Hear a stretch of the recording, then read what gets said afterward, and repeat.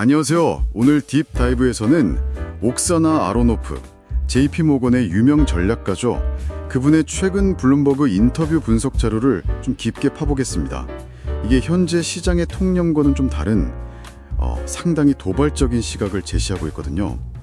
저희가 오늘 살펴볼 자료는 2025년 7월 10일자 블룸버그 서베일런스 인터뷰에 대한 분석 내용입니다. 이번 딥다이브 저희 목표는 명확합니다.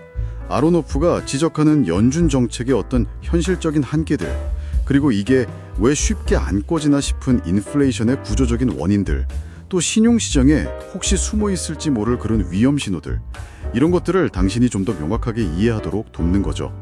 네, 표면 아래 진짜 흐름을 한번 같이 파헤쳐 보시죠. 자, 첫 번째 주제인데요. 연준 정책과 장기금리, 이 두의 관계입니다. 아로노프는 연준이 단기금리는 뭐 어떻게든 조절하겠지만 장기금리에 대한 통제력은 상당히 약해졌다고 주장해요. 작년에 기억나시죠? 연준이 진짜 공격적으로 금리를 내렸는데도 30년 만기 국채금리는 꿈쩍 않고 5% 수준에 계속 머물렀잖아요. 이거 참 이상한 일인데 아로노프는 이 이유를 어디서 찾는 건가요? 네, 여기서 이제 핵심은 바로 재정 정책입니다. 아로노프는 소위 거대한 아름다운 법안이라고 표현하는데요. 아마 대규모 재정 지출 법안들을 살짝 비꼬는 듯한 뉘앙스죠. 이것 때문에 연간 2조에서 한 2.5조 달러에 달하는 어마어마한 재정 적자가 예상된다는 겁니다. 정부가 이렇게 돈을 막 푸니까 연준이 통화 정책으로 아무리 브레이크를 밟으려고 해도 실제 금융 환경은 뭐랄까 꽤 느슨하게 계속 유지가 된다는 거죠. 돈 빌리기가 생각보다 어렵지 않다는 거군요. 그렇죠. 그리고 동시에 이 막대한 적자 때문에 국채 발행 물량이 엄청 늘어나잖아요. 그러니까 장기 금리에는 계속 상승 압력이 가해지는 겁니다.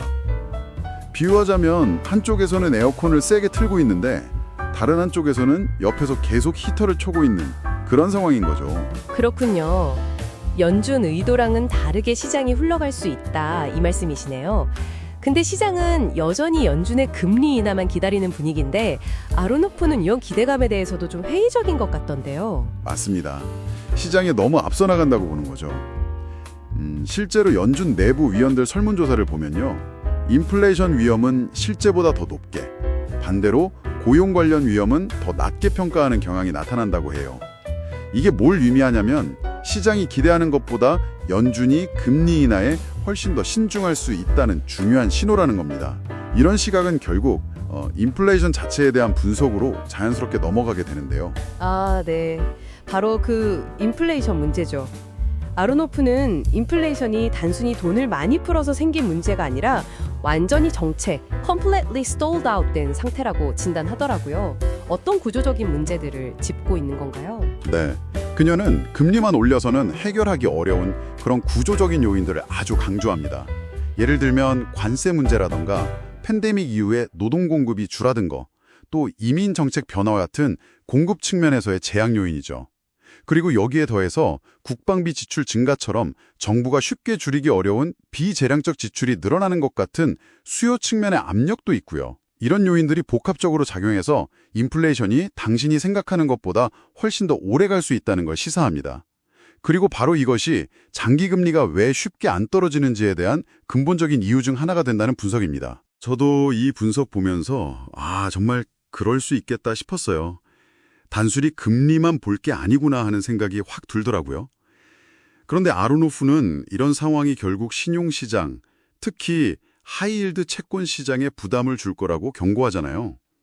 근데 공식 발표되는 부도율은 1.3%. 이 정도로 낮아 보이던데요. 이건 어떻게 봐야 할까요? 바로 그 지점입니다. 아로노프가 아주 날카롭게 파고드는 부분인데요. 그 공식 부도율 1.3%라는 숫자가 사실은 현실을 제대로 보여주지 못하는 착시일 수 있다는 거죠. 진짜 재정적 어려움을 보려면 두 가지를 더 봐야 한다고 주장해요. 첫째가 고통받는 교환이라는 건데요. 이건 사실상 채권자한테 불리한 조건으로 억지로 빚을 재조정하는 경우를 말합니다. 부도는 아니지만 구실이나 마찬가지죠. 그리고 둘째는 PIK 활동입니다. 이건 현금이 부족해서 이자를 현금 대신에 추가적인 빚, 그러니까 채권을 더 발행해서 주는 방식이거든요. 이 두 가지, 소위 숨겨진 부실을 다 포함해서 계산하면 아로노프 분석으로는 진정한 부도율이 무려 5% 또는 그 이상으로 껑충 뛰어오른다는 겁니다. 와, 1.3%랑 5%는 이건 뭐 엄청난 차이인데요. 그럼 발표되는 숫자 뒤에서는 생각보다 훨씬 많은 기업들이 현금 흐름에 지금 어려움을 겪고 있다는 신호로 봐야겠군요. 이런 숨겨진 부실이 당신의 투자 결정에는 어떤 경고등을 켜줘야 하는 걸까요? 정확합니다. 표면적인 숫자만 보고 안심해서는 안 된다는 아주 강력한 경고죠. 특히 아로노프는 이런 위험이 투자 등급, 그러니까 우량 기업들보다는 하이힐드, 즉 비우량 기업 영역에 훨씬 더 집중되어 있다고 보고 있습니다. 여기서 당신 스스로에게 한번 질문을 던져보셔야 합니다.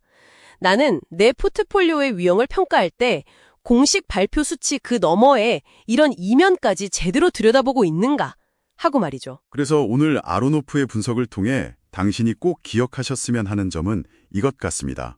첫째, 연준의 힘은 재정정책이라는 더 큰 힘 앞에서 제한될 수 있다. 둘째, 인플레이션은 잡기 어려운 구조적인 문제들과 얽혀서 생각보다 오래 갈 수 있다.